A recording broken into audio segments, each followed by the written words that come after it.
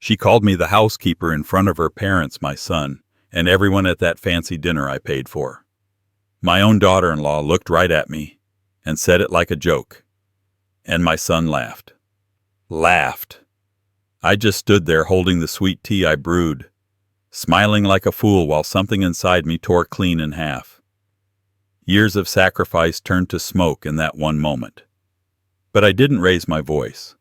I just started planning. If you've ever been made to feel invisible in your own family, you'll want to hear what I did next. Subscribe and tell me where you're watching from. That night I couldn't close my eyes. The laughter from downstairs faded hours ago, but it stayed echoing in my head like a cruel reminder that somewhere in my own house my son was still laughing at me. The old gospel station played low on the radio, the kind of song my late wife used to hum while frying catfish on a Friday night. The melody should have been comforting, but tonight it felt hollow, like someone had taken all the meaning out of it. I sat at the kitchen table with the lights off, just the glow from the porch lamp cutting across the linoleum. My hand kept circling the rim of that empty glass of sweet tea I'd brought to the dinner tea nobody drank. The glass had started to sweat in my palm, same way I had when she called me the housekeeper. I'd thought I'd seen everything in life, but nothing prepared me for hearing that come out of my daughter-in-law's mouth and seeing my own son grin along with her. I'd paid for that house they sat in, worked 37 years at the steel mill for that down payment. Every overtime shift, every bad back morning, it was all for him. Darius was supposed to be my pride, the one thing that made it all worth it after his mama passed. I'd raised him with gospel and good manners, with hard work and clean truth. And now he was sitting in my chair at my table laughing at me like I was a stranger who'd wandered in off the street. I stared at the reflection of the kitchen light in the window and almost didn't recognize my own face. There was a stillness in me that felt dangerous. I thought about the early days when the house was still new, when he used to run through the halls with bare feet, his voice echoing like joy itself. I remembered fixing that broken step on the porch while he sat beside me handing nails. Back then, he'd call me Pop, like it meant something solid. When he left for college, I cried in the car after dropping him off. Never told anyone that. I wanted him to have everything I didn't. So when he married Janelle, I kept quiet, even though I saw the way she looked at me like I was some old relic taking up space in the photographs. I told myself she'd come around, that love would soften her edges. But love doesn't change people who think they're better than you. It only makes them cruel in quieter ways. The clock hit midnight, but I didn't move. My chest felt heavy, not with anger yet, but with the kind of tired that sits deep in your bones. I poured another cup of coffee, bitter and black, the way I used to drink it during long shifts. The smell filled the air, sharp and grounding. My father used to say, you can't think straight when you're hot with shame. Cool down first, then decide what kind of man you want to be. So I cooled down. I listened to the hum of the refrigerator, the buzz of a streetlight outside. Somewhere in the distance, a train horn cried through the night, long and lonely. I thought about walking upstairs, shaking Darius awake and asking him if he even knew what respect meant anymore. But what would be the point? You can't teach gratitude to someone who's never been hungry. So I sat there instead, my fingers tracing the grain of the wooden table I built myself. Every mark told a story. Every dent was a memory. That table had seen family prayers, Christmas dinners, birthdays with homemade cakes. And now it had seen me become invisible. Around 2 a.m, I walked through the house in silence. The photos on the walls looked back at me, Darius in his graduation gown, his mama smiling next to him, me with my arm around them both. My heart twisted. I whispered, "You'd be disappointed, Marie," to the empty hallway. Her smile in the frame didn't fade, but I swear the air around it felt heavier. In the living room, the scent of expensive candles still lingered from that dinner, all fancy labels and imported names I couldn't pronounce. It smelled nothing like home. I stopped at the doorway to the dining room, the scene of the crime. The plates still sat stacked, the silverware half polished, the wine glasses catching the moonlight. I could still hear her voice echoing in my head. He keeps the place tidy. The sound of laughter, the clinking of forks, and my own silence. I walked to the head of the table where I used to sit and rested my hand on the chair's back. My hand shook. It wasn't rage. It was disbelief. I had given them everything, and somehow they'd convinced themselves they owned me too. I sat down in that chair. My chair. I leaned back and stared at the ceiling fan spinning slow and lazy like the world didn't just shift beneath me. I realized then it wasn't about a single insult. It was about years of quiet disrespect that I'd swallowed in the name of peace. I had thought being patient was the right thing to do, but patience without boundaries is just surrender in disguise. And I was done surrendering. By 3, I started writing in the small notebook I kept near the radio. It wasn't a letter or a plan, just thoughts I didn't want to lose in the fog of anger. I wrote about Darius as a boy, about the first car I ever bought him, the first time he forgot Father's Day, the first time he told me I didn't understand modern life. I wrote until my hand cramped, until the ink smudged. Then I closed the notebook and stared out the window. The street was empty except for one porch light glowing across the block, Miss Laverne's place. She was probably up baking pies for the church fundraiser. That light used to feel warm. Tonight it looked like a world I no longer belonged to. Just before dawn I heard footsteps upstairs. Maybe Darius going to the bathroom, maybe just the house creaking. I didn't care. I made my way to the front door. My old denim jacket hung on the hook, still carrying the faint smell of sawdust and motor oil. I slipped it on, took one last look around the house, and felt something inside me settle. Not peace. Something colder, cleaner. I picked up the house keys from the counter and weighed them in my palm.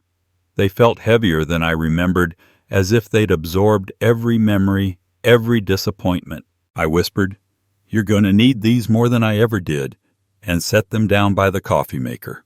When I stepped outside, the air was cool and still, the kind of quiet that only happens before sunrise. The sky was just starting to turn gray, and a single bird called out from the oak tree by the gate. I walked down the driveway without looking back. My truck sat under the streetlight, coated with a thin layer of dust. I opened the door, sat down, and let my hands rest on the wheel. My reflection in the windshield looked like a man I hadn't seen in years, steady, awake, and finally sure. I didn't have a plan yet, not a full one. But I knew this much: I wouldn't be living like a guest in my own life anymore. There were truths buried under years of silence, and I was ready to dig them up. When the engine started, the radio came alive again. Same gospel station, same song about finding grace after betrayal. For the first time that night, I let it play. And as the first light of morning broke through the clouds, I realized this wasn't the end of my story, not by a long shot. You'll want to hear what happened when I came back. The sky was still dark when I woke up, the kind of gray-blue silence that comes before the world remembers it's alive. The house was colder than usual, or maybe it was just me. I could still feel the weight of that night pressing on my chest, thick and unmoving like a sermon that refused to end. I stood in the kitchen barefoot, the tile cool under my feet, the air heavy with the ghost of laughter that still clung to the walls. I didn't turn on the light. I didn't need to see anything more clearly than I already did. The coffee maker hissed to life, a familiar rhythm that had started every morning of my adult life. I watched the dark liquid swirl and drip slow and steady, the smell of roasted beans wrapping around me like an old hymn. I poured a cup, no sugar, no cream, just black sharp enough to keep me awake, bitter enough to remind me what I was leaving behind. The cat, old and gray like me, brushed against my ankle, purring like she didn't know the world had shifted overnight.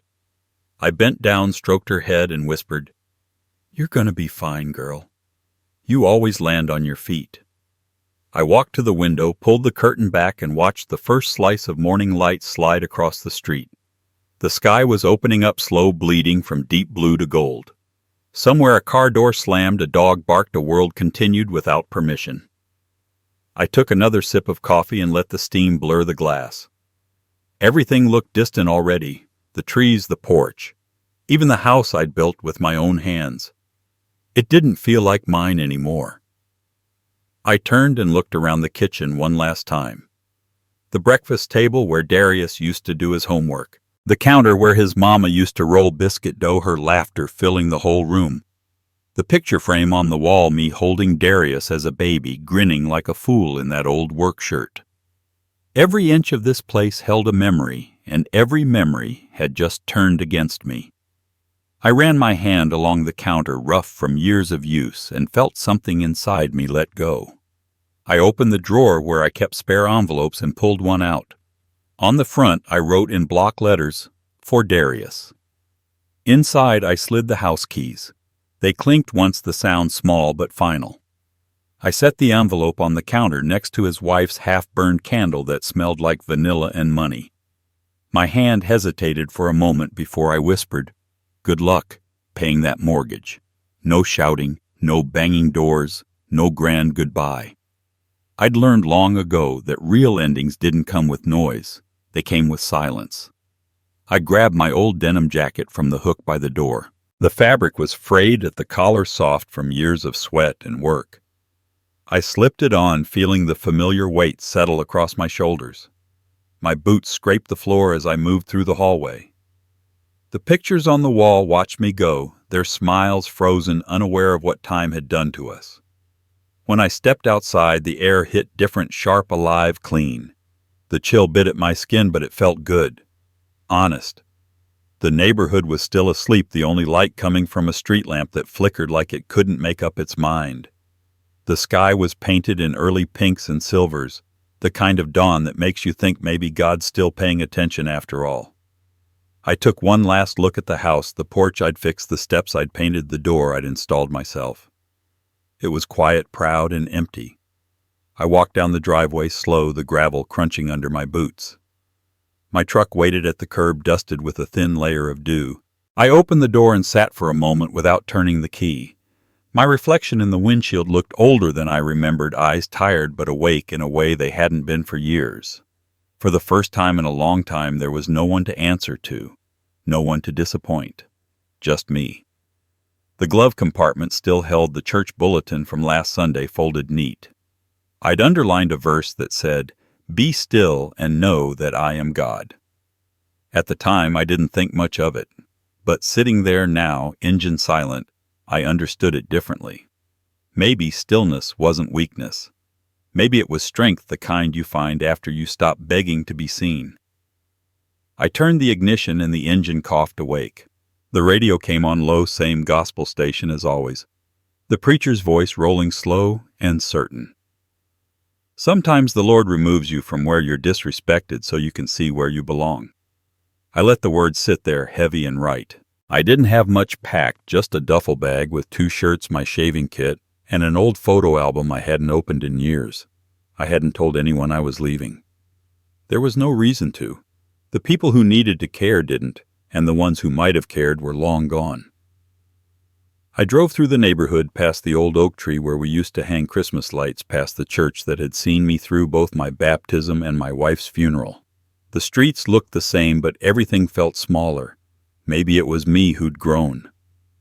As the truck rolled onto the highway, the first sun broke through, blinding for a second. I lowered the visor and kept driving east. I didn't know where I was headed, maybe to my Aunt Rosa's old place on the south side, maybe just anywhere that didn't smell like betrayal. The world outside the window stretched open, flat fields and telephone poles passing like chapters I was done rereading. At a red light near the edge of town, I saw a bakery opening up. The sign said, "Fresh rolls, hot coffee." For a moment, I almost pulled over. But then I realized I didn't need anything from anyone right now. Not food, not comfort, not conversation. I needed space. So I drove on the road, humming beneath me, the sky brightening by the minute. By the time I crossed the county line, I'd stopped checking the rearview mirror. The house was behind me now, but the memories stayed twisting in my chest, like smoke that refused to clear. I rolled down the window and let the cold air slap my face awake. It smelled like rain, like earth, like a second chance. I started humming to the song on the radio, a soft gospel tune I'd heard 1,000 times but never really listened to until now. For the first time in years, I wasn't thinking about who I needed to forgive or what I needed to fix. I was just a man on the road, free from the weight of a roof that no longer felt like home. The horizon stretched ahead, endless and unknown, and I realized that maybe that's what freedom really was. Not knowing where you're going, just knowing you're not staying. When the sun finally rose, full painting, the world gold, I took a deep breath and said out loud, "All right, Lord, show me where to go next." My voice sounded strong again. Alive.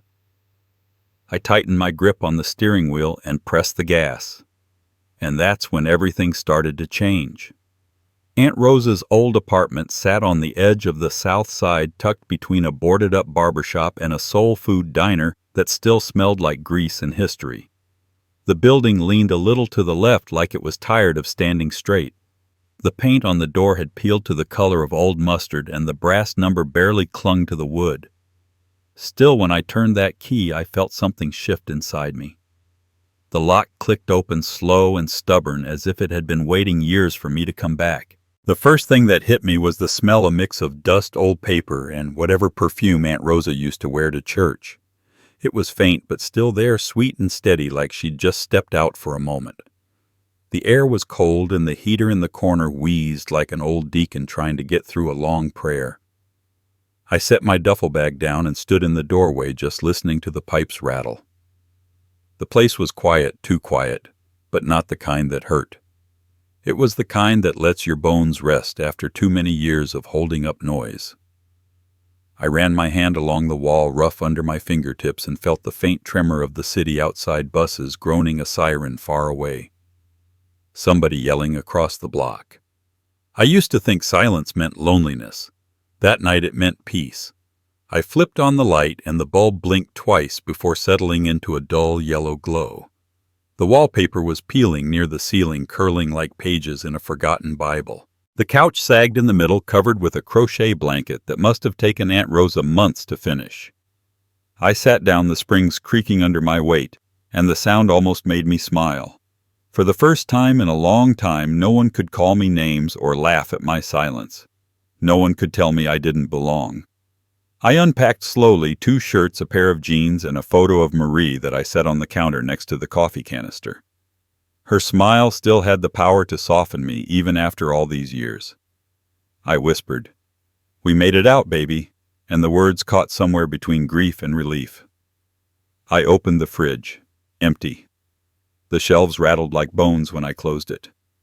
I made a note to stop by the corner store in the morning. For now, I just needed warmth. The heater coughed to life with a sound like a smoker clearing his throat. I laughed under my breath. It was a sad, hollow laugh, but it felt good to hear something human in the room. I sat by the window and watched the city wake up. The diner across the street flicked on its neon sign, Earl's Kitchen, since 1973. The same place Aunt Rosa used to take me for pancakes after church when I was little. I could almost hear her voice in my head. "Don't rush through blessings, Clarence. Even cold coffee is a gift if you're still around to drink it." I leaned back in the chair, arms crossed, eyes heavy from a night with no sleep. The quiet made room for thoughts I hadn't wanted to face. I'd left my house, my name, my son. I told myself I'd done it to protect my peace, but part of me knew I'd also done it because staying would have meant breaking something sacred, the memory of who I used to be. I didn't want to turn into a bitter old man shouting at walls that didn't listen. I wanted to find the version of me that still believed in grace even when people didn't deserve it. When the sun finally rose, the light spilled across the floor, turning the dust into gold. I took a deep breath. The air still carried the scent of age and time, but under it there was something new: space. Room to think, to rebuild, maybe even forgive. I made coffee on the old stovetop, the pot shaking slightly from uneven heat. It tasted burnt, but I drank it anyway. There was comfort in imperfection. I walked around the apartment, opening drawers, closets, cabinets.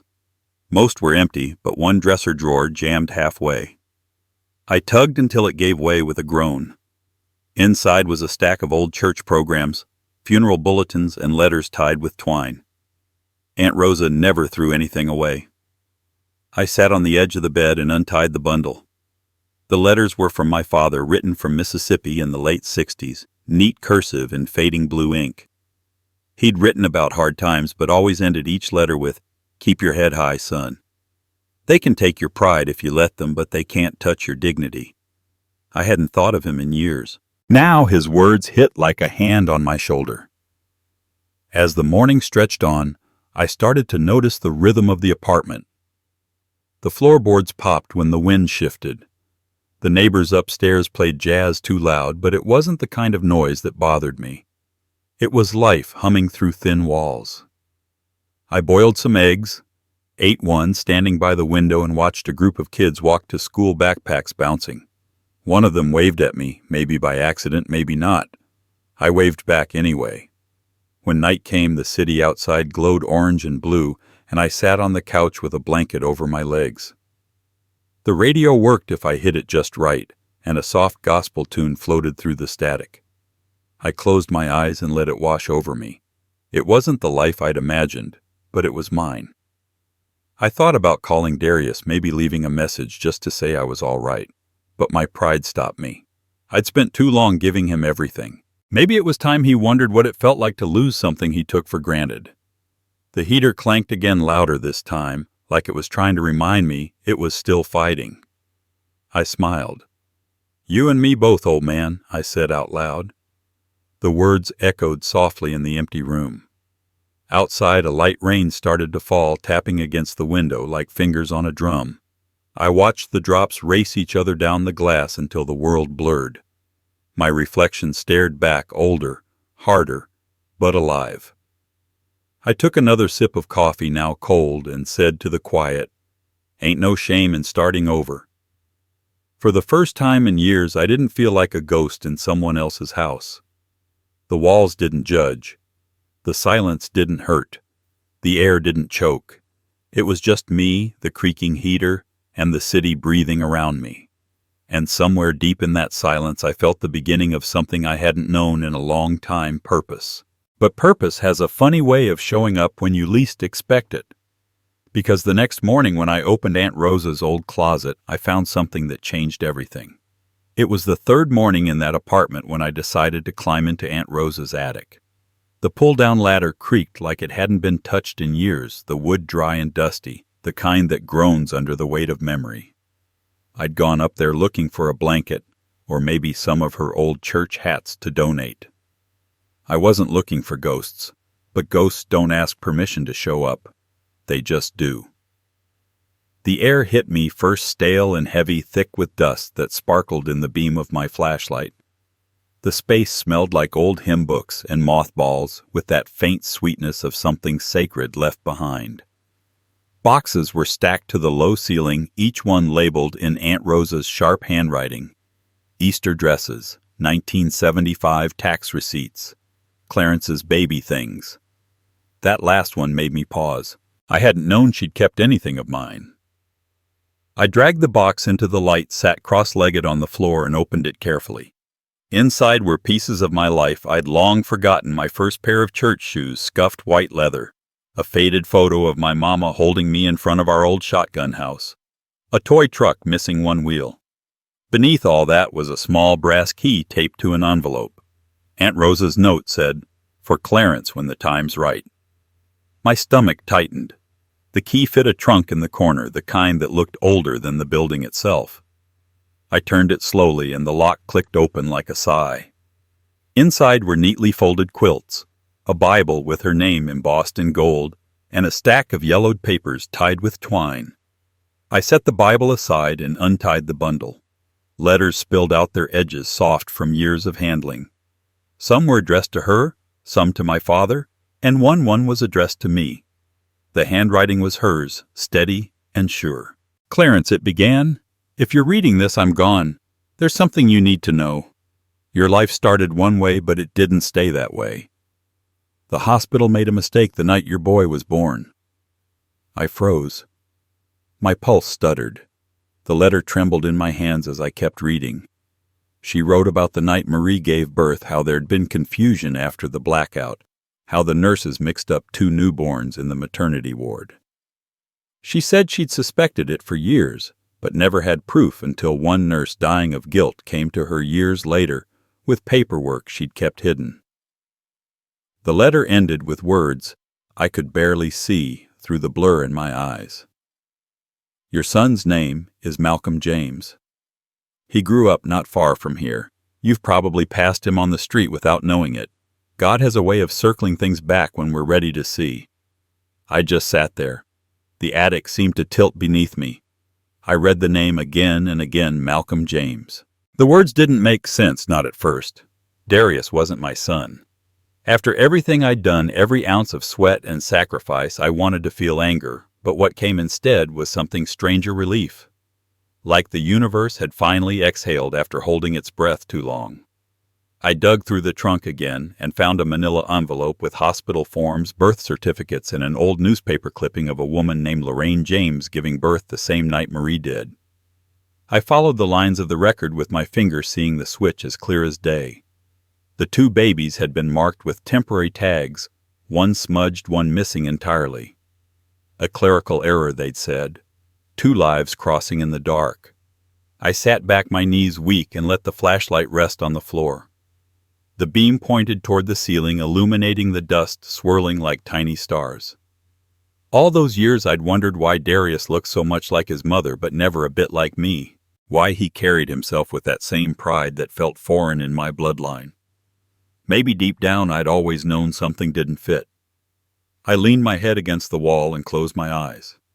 A memory hit me, Marie holding Darius for the first time, whispering, "He's perfect," while I stood there smiling, believing it too.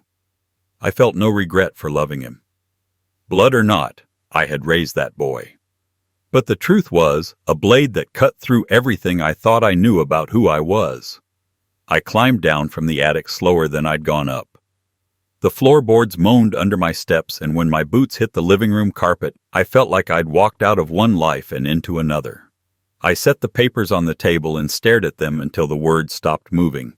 Malcolm James. I grabbed my coat and drove downtown to the public library where Aunt Rosa used to volunteer. The clerk behind the counter, a kind woman with glasses too big for her face, helped me find a record in the city business registry. There it was. The Turning Page Bookstore, owner Malcolm James. The address was on the other side of town near the old train yard. I copied it down in shaky handwriting. Back in the truck, I sat gripping the steering wheel, my heart pounding. The city outside looked sharper, every sound amplified. I thought of all the sermons I'd heard about fate, about how God reveals truth in His own time. Maybe this was mine. I started the engine and pulled into traffic. The drive felt longer than it was. Every red light made me question whether I had the right to show up at that man's door. What would I even say? "Hey, son, you don't know me, but you should have." But the thought of doing nothing felt worse.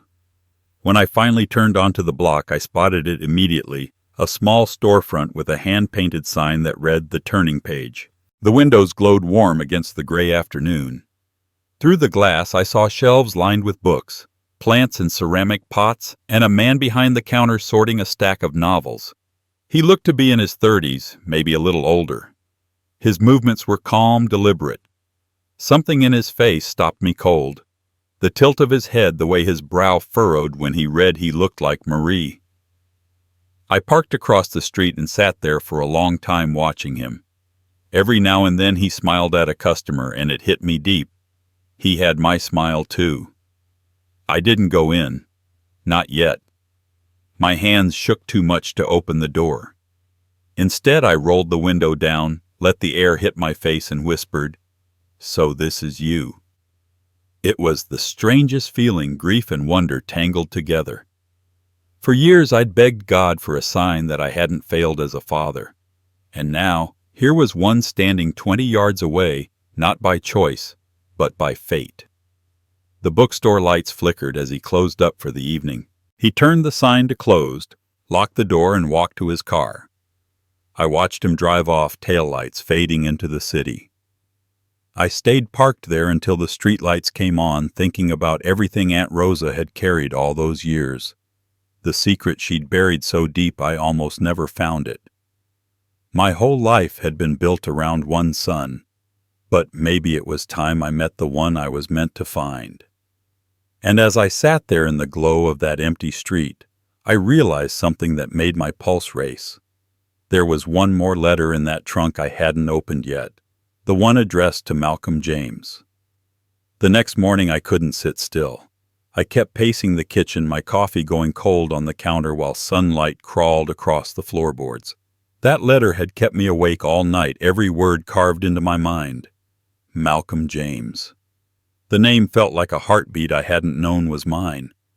I tried to tell myself to wait to think it through, but patience had never burned like this before. By noon, I grabbed my jacket, slid the papers into a folder, and headed for the truck. The city looked different that day, alive in a way I hadn't noticed in years. I passed the block where Marie and I used to buy groceries, the park, where I taught Darius to ride a bike, the bus stop where Aunt Rosa used to hand out tracts and peppermints after Sunday service. The world seemed to be breathing in rhythm with me, urging me forward. I turned onto the street I'd written down the night before, the one that led to the Turning Page bookstore. The building sat on the corner of an old brick row, sunlight glancing off its big front windows. The sign above the door was hand-painted in faded blue, the kind of imperfection that made it human. A bell chimed softly when I stepped inside. The smell hit me, first old paper cedar shelves, a hint of coffee. It was the kind of smell that felt like safety. Behind the counter stood a man arranging a stack of books. He looked up, and for a second the world just stopped. His face wasn't a mirror of mine, but it was close enough to pull the air from my lungs. The same deep-set eyes, the same quiet focus in his movements. He smiled, a calm, genuine smile that reached all the way up to his eyes. "Afternoon, sir," he said, voice low and steady. "You looking for something in particular?" I shook my head. "Just browsing." My voice cracked on the last word. I cleared my throat, pretending to scan the shelves. My hands trembled when I touched the spine of a book, The Fire Next Time by James Baldwin. "Good choice," he said, walking over. "Baldwin's my favorite. Man could slice truth like a razor but still make it sound like a prayer." I looked at him, startled by the poetry in his tone. That's exactly what I always thought I said before I could stop myself. He didn't write for applause. He wrote to make people remember their souls. He grinned. "You a reader used to be," I said. "Life got in the way. Well, you're in the right place to start again." We talked for a while longer than I planned. About Baldwin and Coltrane, about how jazz and literature were both born from the same ache. He spoke about the neighborhood, how he hosted free readings for kids on Saturdays and kept a coffee pot running for whoever needed warmth or conversation. I could hear pride in his voice, but not arrogance. It was the quiet kind, rooted in purpose. As he spoke, I studied him. The way his hands moved when he talked, the faint scar on his wrist, the rhythm of his breathing. It was all so familiar, like I'd been waiting years to remember it. He didn't know who I was. To him, I was just another customer in an old denim jacket nodding along like a stranger. But to me, he was something else entirely, a piece of my life I'd lost before I ever knew it existed. At one point, he laughed, a soft, low sound that filled the shop. It caught me off guard, and I felt tears sting the back of my eyes. I turned away, pretending to look at the shelves again. He didn't notice. Or maybe he did and was kind enough not to say. "You from around here?" he asked. I hesitated. "Used to be. Moved away for a while. Just came back recently." He nodded. "It's hard out here sometimes, but we hold each other up. That's what Aunt Rosa used to say." My head snapped up. "You knew Aunt Rosa?" He frowned slightly.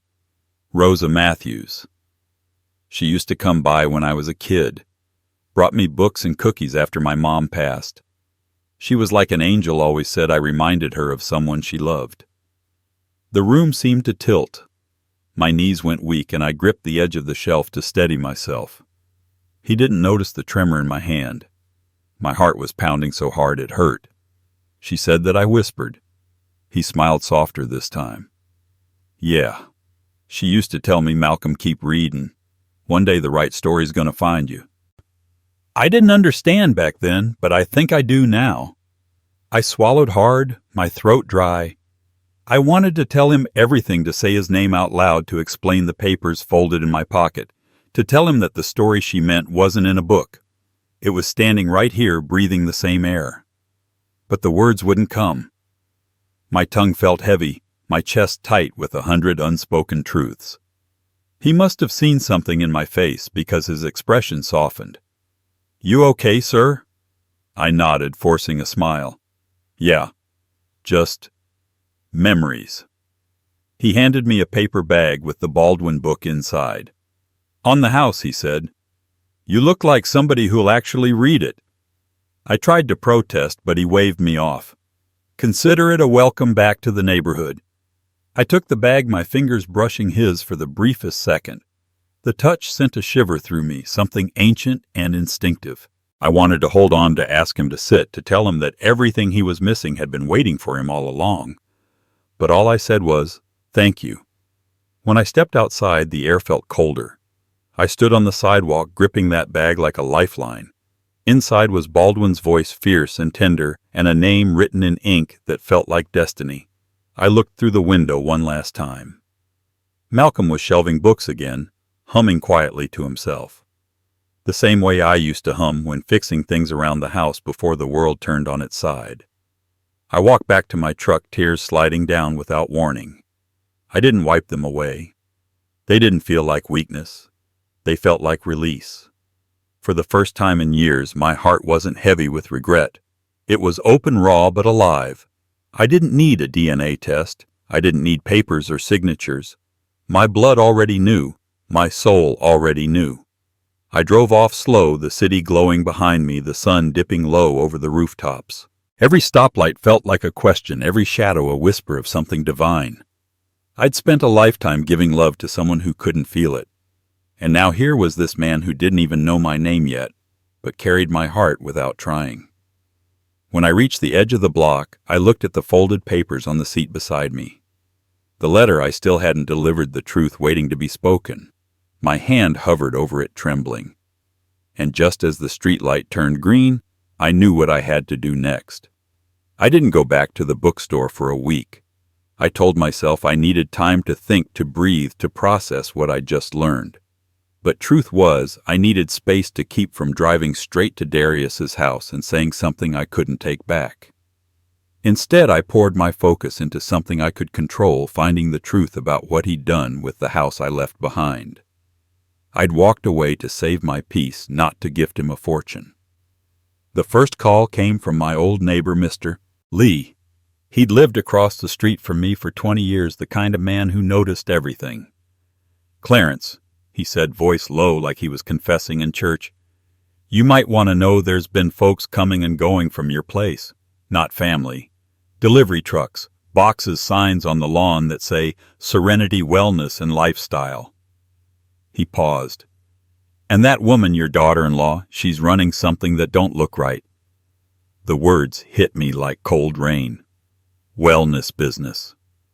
I could almost hear Janelle's voice, honey-sweet and poisonous, talking about manifesting abundance while she spent my money. I thanked Mr. Lee and hung up, sitting in the dim light of Aunt Rose's apartment, letting the anger settle into something sharper. Not fury. Focus. I drove downtown to the county clerk's office the next morning. The woman behind the counter barely looked up when I handed her the address. "You're on the title?" she asked. I said, voice calm, "but I'd like to see if that's still the case." She typed for a moment, her nails clacking against the keys. Then she frowned.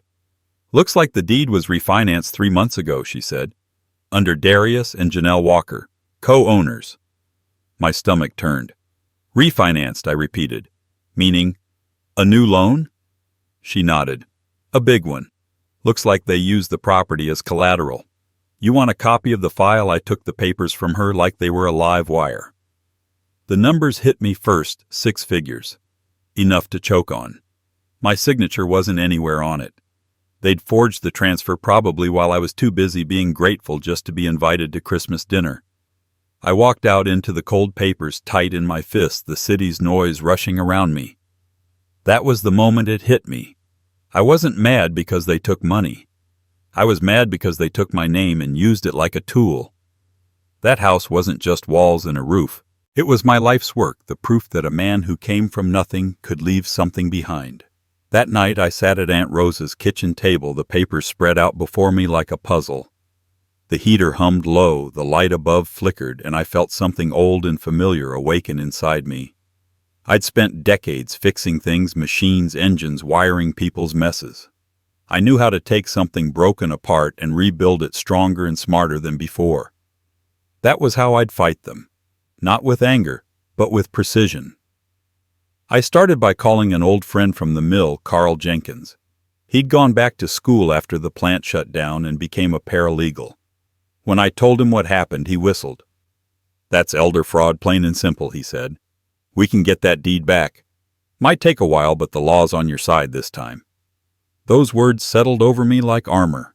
For the next 2 weeks, I collected everything: bank statements, receipts, even text messages Janelle had sent, asking me to sign a few forms for insurance. I remembered the day she came by with that folder, smiling sweetly, saying it was just paperwork to keep the taxes clean. I'd signed without reading, trusting my own blood. Carl connected me with a lawyer downtown, a woman named Denise Porter. Sharp as a blade, calm as Sunday morning. She didn't pity me, which I appreciated. "We'll file quietly," she said. "No noise, no warnings. Let them think they're untouchable until the day they're not." Every morning I'd wake early, pour a cup of black coffee, and drive to her office. We built the case one line at a time, every detail precise. I learned more about mortgage law in those weeks than I ever wanted to. Forged signatures, fraudulent refinancing, property fraud. I was patient, methodical, almost surgical. Meanwhile, I kept my distance from Darius. I'd get the occasional text from him, short, casual, pretending everything was fine. "Hope you're doing all right, Dad. Janelle's business is really taking off." I didn't respond. I wanted him to think I was still nursing my wounds, too weak to notice what he'd done. Let him build his little empire of lies. The higher he climbed, the harder he'd fall. One night I drove past the house just to see it for myself. The porch light was on, same bulb I'd installed years ago. A new sign hung by the driveway: Serenity Wellness, Mind Body Balance. The sight of strangers' cars parked across my lawn nearly broke something in me. I saw Janelle through the window, laughing into her phone, wearing a silk robe that probably cost more than my truck. Darius walked in behind her, holding a glass of whiskey, looking content. My blood went cold. I didn't knock. I didn't shout. I just sat there for a moment, engine idling, watching the house like it was a memory I'd already buried. Then I drove away. 2 months passed before Denise called. "It's done," she said. "The court froze the title. They can't touch it without your consent now." I didn't celebrate. I just sat at the table, staring at the paper she handed me, legal proof that the house was mine again. It didn't feel like victory. It felt like restoration. Like justice, quiet and exact.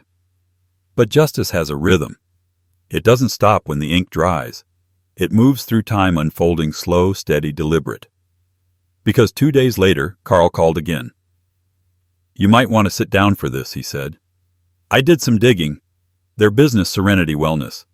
It's more than fake. They've been taking investments. Big ones. And one of those investors, he's ready to talk." I leaned back in my chair, heart-steady eyes fixed on the light coming through the window. It sliced across the room in a clean line, sharp and golden. For the first time in years, I smiled, not out of spite, but out of clarity. I'd been patient. I'd been quiet. But now the tide was turning, and I was ready for the next move. The first sign of it came on a Tuesday morning, gray and wet, the kind of day that smells like rust and rain. I was sitting at Aunt Rose's kitchen table, sipping coffee gone cold, when Denise called. Her voice carried that quiet satisfaction lawyers get when they know the scales have finally tipped. "It's done," she said.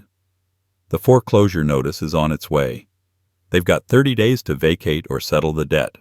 My guess, they'll come running before the week's out." I didn't answer right away. I just looked out the window, watching the drops streak down the glass, turning the world outside into a watercolor of motion and silence. "Let them run," I said finally. By Thursday, the phone started ringing. Unknown numbers. I didn't pick up. The voicemails came next first. Janelle's voice, sweet and cracked, trying to sound calm. "Mr. Walker, there's been a misunderstanding. I'm sure we can fix this. Please call us back." I let it play while I ate dinner, the hum of the refrigerator louder than her begging. Friday it was Darius. His voice was thinner than I remembered. "Dad, can we talk? It's urgent. Please just call me." I deleted that one too. That weekend I took a drive past the old house. Not to gloat. I just needed to see it one last time before everything changed. The front yard looked different now, patches of dead grass where the sign for Serenity Wellness had stood, the lettering faded and leaning. The porch light was still on, same bulb I'd replaced years ago, buzzing faintly like a tired memory. Through the front window I saw boxes stacked high. Janelle was pacing the living room in her robe, her hair tied up, messy phone pressed to her ear. Darius sat slumped on the couch, staring at the foreclosure papers spread across the coffee table. His head was in his hands. A small laugh slipped out of me before I could stop it. Not a cruel laugh, just a quiet one, the kind that comes when the world finally balances itself again. For all their talk about independence, for all their pride, they'd built their little empire on the back of my generosity. And now it was crumbling, not because I'd cursed them, but because they'd mistaken kindness for weakness. I parked down the street and stepped out into the rain. The smell of wet asphalt filled the air, sharp and clean. I walked slow, letting the water soak my jacket.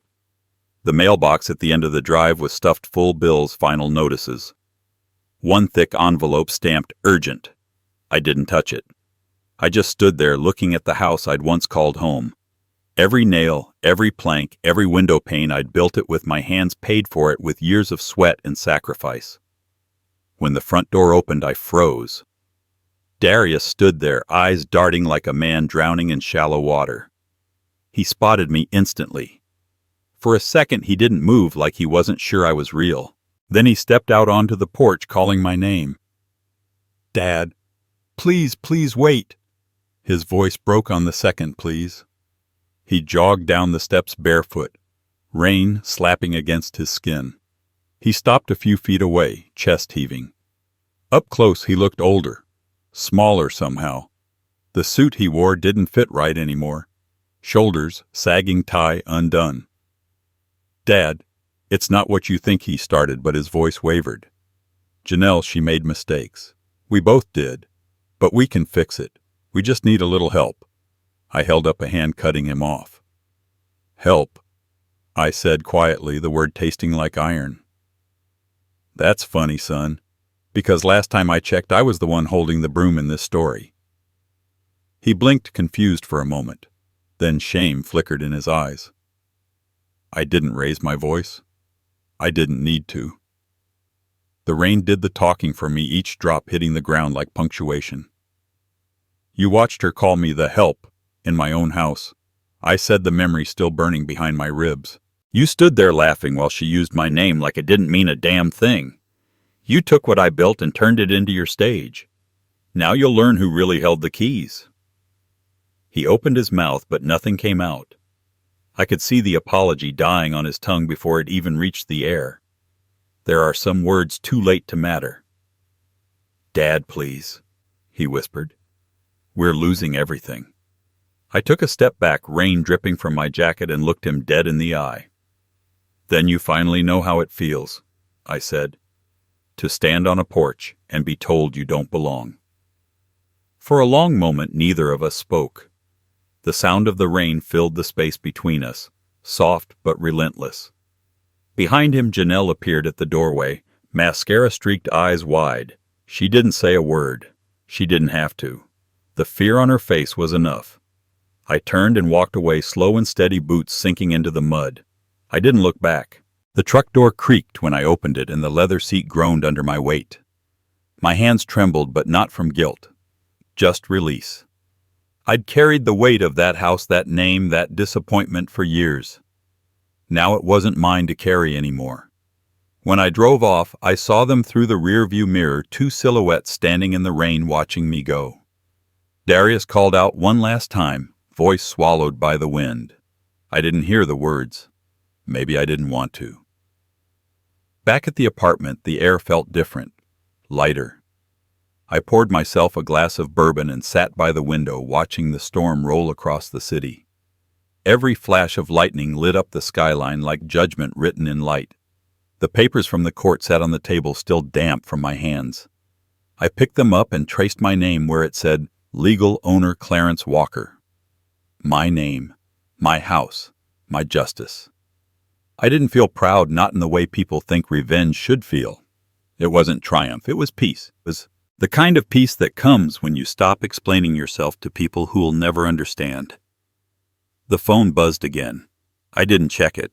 I turned off the lights, let the room fade into quiet shadow. The storm outside softened to a drizzle. Somewhere in the distance, a train horn blew long and mournful, like the world taking a breath after a long silence. I leaned back, eyes closed, and let it wash over me. But peace is never the end of the story. Because the next morning, when I went to the mailbox outside Aunt Rosa's building, there was a letter waiting for me with handwriting I recognized instantly.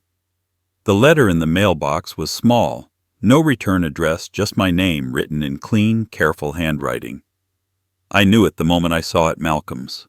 My hands trembled before I even tore the envelope open. Inside there was only one line. If you're ready to talk, I'll be at the store after closing.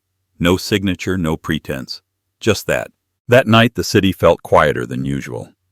The streets were slick from an earlier rain, shining like glass under the amber streetlights. I drove without music, letting the hum of the engine keep time with the beating in my chest. When I reached the turning page, the windows glowed soft and warm against the darkness. The closed sign hung in the door, but the light inside told me he was still there. I stepped in, and the bell above the door gave a faint chime that felt too loud in the silence. The air smelled of coffee and old books, a scent that somehow felt like forgiveness. Malcolm stood behind the counter, stacking paperbacks into neat little towers. When he looked up, his eyes caught mine, and for a moment neither of us spoke. "You came," he said finally, voice low, steady.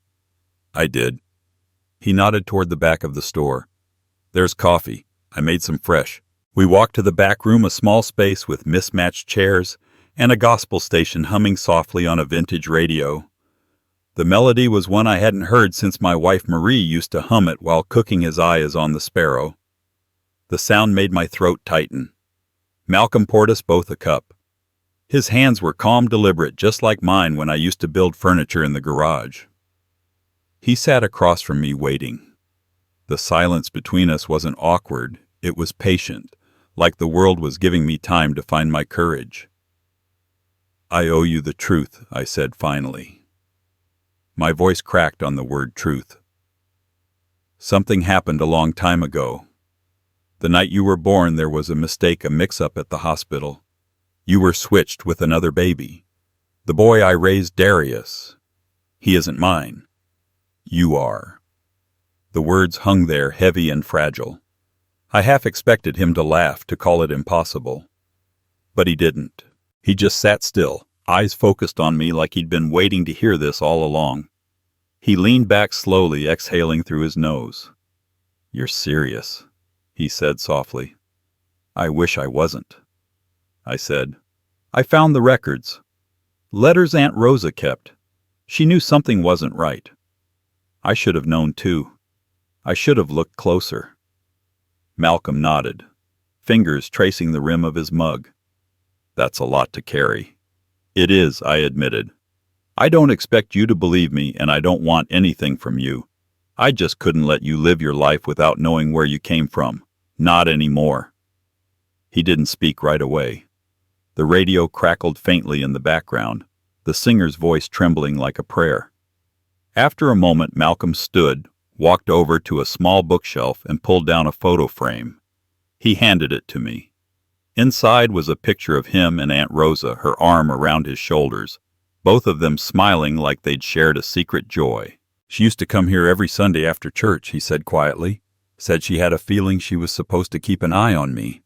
I never understood why. Until now." I couldn't speak. My chest felt too tight, my eyes burning.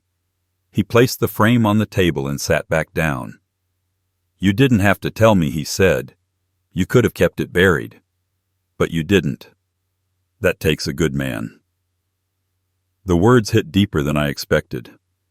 I'd been called a lot of things in my life, strong, stubborn, proud, but never good in the way he said it. Not like that. I've made a lot of mistakes, I said. More than I care to count. I didn't always choose grace. Sometimes I chose silence when I should have spoken. Sometimes I gave love where it wasn't earned and held back where it was. Malcolm smiled faintly. Sounds like being human to me. We both laughed quiet and weary like two men who'd been running from the same storm and finally found shelter. He leaned forward. You know what's funny? I always felt like something was missing. My mother used to tell me stories about a man she met in the hospital. A man who prayed over every crying baby in the nursery, said it was his duty as a father. She said that stuck with her.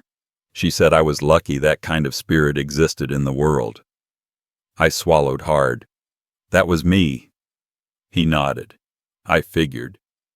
Silence again, but this time it felt warm, safe. He poured more coffee, the steam rising between us like incense. I realized then that I didn't need DNA results or signed affidavits. The proof was right there in the way he looked at me, not with shock or confusion, but understanding. For the first time in years, I didn't feel like a ghost in my own story. I wasn't a father begging for love or a man haunted by betrayal. I was just Clarence Walker, a man who'd lived, lost, learned, and somehow still had enough heart left to start again. Malcolm stood and extended his hand. When I took it, something inside me steadied. His grip was firm, grounding. We can't change the past, he said, but maybe we can write the next chapter together. I looked around the bookstore, the rows of stories, the smell of paper and ink, the faint hum of gospel music. It felt like a sanctuary, like everything I'd ever lost had led me right here. I'd like that, I said. He smiled. Good. Then we'll start with coffee on Sundays. You bring the stories, I'll bring the biscuits. I laughed, the sound surprising even me. It felt good, clean. Deal. We sat there until the radio DJ came on to announce the next song, Sam Cooke's A Change Is Gonna Come. Malcolm looked up, grinning. That's a good sign. Maybe it is, I said. When I left the store, the night air was cool, carrying the faint scent of rain and jasmine. The city lights shimmered in puddles along the street, and for the first time in a long time, I didn't feel heavy. I walked slow, letting the rhythm of the world catch up to me. I'd spent a lifetime searching for forgiveness from others, from myself, from God. But standing under that quiet sky, I realized forgiveness wasn't something you found. It was something you became. And as I looked back at the glowing window of the turning page, I knew one thing for certain: my story wasn't ending. It was just learning how to begin again. Spring came early that year. The city bloomed slow and steady, the air thick with magnolia and memory. I'd started walking every morning, just me, the sunrise, and the rhythm of my shoes on cracked sidewalks. Some days I'd stop by the diner on the corner for a biscuit and coffee. Other days I went straight to the turning page, where Malcolm would already be unlocking the door, humming something soft under his breath. We'd fallen into an easy rhythm, two men circling the same story from different ends. He never called me Dad. I never asked him to. Some truths don't need names. They live in the quiet things and shared coffee. Small laughter, gospel humming from a radio that never quite tuned right. The bookstore had become more than a shop. It was a heartbeat. The kind of place where neighbors dropped by not just to buy a book, but to find each other. On Saturdays, kids from the block came for story hour, their sneakers squeaking on the old wood floors, their voices rising in that untamed way only children can manage. I'd sit in the corner pretending to read while listening to Malcolm tell them about worlds beyond the city, about courage, love, and grace. Every now and then he'd glance my way, and I'd catch that spark of recognition, not as a father or a stranger, but as two men who'd both carried their share of storms and come out the other side still standing. It had been months since the house, since Darius and Janelle disappeared into the wind. I didn't know where they went, and for the first time I didn't care. The pain had settled into something smaller, manageable. Not gone, but softened like a scar that no longer hurts to touch. I'd stopped expecting apologies that would never come. I was learning that peace doesn't arrive as thunder. It shows up quiet, like sunlight finding its way through blinds. One morning Malcolm called me early. "Got something to show you," he said. "Come by around noon." His voice held that mischievous grin I'd come to know, the kind that meant he was up to something. When I got there, the front window was covered with brown paper, the bell above the door taken down. Inside, the place smelled faintly of sawdust and paint. "What are you doing to my favorite spot?" I asked, laughing. He grinned, eyes bright. "Trust me, Pops. You'll want to see this." He led me outside, the paper still covering the windows. The sky above was sharp blue, the kind of day that feels borrowed from heaven. He motioned for me to stand back. "All right," he said. "Now look up." I did, and there it was, a brand new wooden sign hanging above the door. The letters were carved deep, stained dark and golden by hand. The next chapter. For a long moment I couldn't speak. The sunlight hit the sign just right, making the letters glow. My throat tightened. Words stuck somewhere between my chest and breath. "You did this?" I finally managed. Malcolm nodded, smiling like a man who'd just fixed something broken. "We did this," he said. "Thought it was time we stopped living in the last page." He reached into his pocket and pulled out a small brass key, polished and warm from his palm. He handed it to me. "This room's yours, Pops. For reading, mentoring, or just peace. Whatever you need." The key was heavier than it looked. It glinted in the sun like something sacred. I turned it over in my hand, feeling the grooves press into my skin, the kind of real you can't fake. "Go on," he said, nodding toward the side door. I walked to it, my hand trembling as I slid the key into the lock. It turned with a soft click, and when the door opened, light spilled out like a Sunday morning hymn. The room smelled faintly of lemon oil and new beginnings. A simple space, a wooden desk, a soft chair, bookshelves lining the walls, sunlight streaming through a wide window that looked out onto the street. On the desk sat a small radio. I turned the dial and a gospel song came through, clear and bright, the kind that made the air feel holy. I laughed quietly, shaking my head. "You remembered the station." "Of course," Malcolm said from the doorway. "You think I'd forget the soundtrack to your sermons?" I sat down in the chair, the wood creaking under me like it was sighing in relief. For a moment I couldn't do anything but breathe. The sunlight touched everything, my hands, the desk, the worn floor, and it felt like grace itself had walked in and sat beside me. "I didn't do any of this to be repaid," I said softly. "You know that, right?" "I know," Malcolm said. "But it's not repayment. It's restoration. You taught me what that means. How sometimes the best kind of justice isn't taking something back. It's building something new." I looked at him, and for the first time I saw not the boy I'd lost, but the man he'd become. A man of faith, of purpose, of kindness. He carried himself with a quiet strength that reminded me of my younger self before the world taught me how to hide it. "You did good, son," I said finally, the words falling like a benediction. He smiled, eyes glinting in the light. "So did you, Pops." Outside, the street had come alive, the sound of laughter, the rhythm of footsteps, the smell of fried chicken from the diner across the way. The world moved soft and full, and I realized that this right here was home. Not the house I'd built or the years I'd lost, but this moment, this air, this peace. I leaned back, listening to the gospel hum through the room. My eyes landed on the sign outside the window, the next chapter, swaying slightly in the breeze. For the first time in years, I smiled without weight in my chest. Not revenge, not regret, just restoration. The kind of restoration that doesn't erase the pain, but rewrites it into something worth remembering. As the song on the radio swelled, Malcolm turned to go, pausing at the doorway. "You staying a while?" "Yeah," I said, resting my hands on the desk. "Think I will." He nodded, the door creaking shut behind him, the bell tinkling softly one last time. The sunlight warmed my face. The air smelled of cedar and redemption. I closed my eyes and whispered a quiet prayer, not for what was lost, but for what had finally been found. Because sometimes, after everything's been taken, God still gives you one last gift, a second beginning. And mine had just begun. As we grow older, life teaches us that real strength isn't in holding grudges, but in knowing when to let go. Clarence's journey reminds us that dignity and peace often come after we've stopped fighting for validation. Forgiveness doesn't mean forgetting, it means freeing yourself from the weight of bitterness so that healing has room to take root. We can't rewrite the past, but we can decide what kind of ending we give it. Sometimes justice arrives not through revenge but through restoration, when we build something new from the ruins, stronger and wiser than before.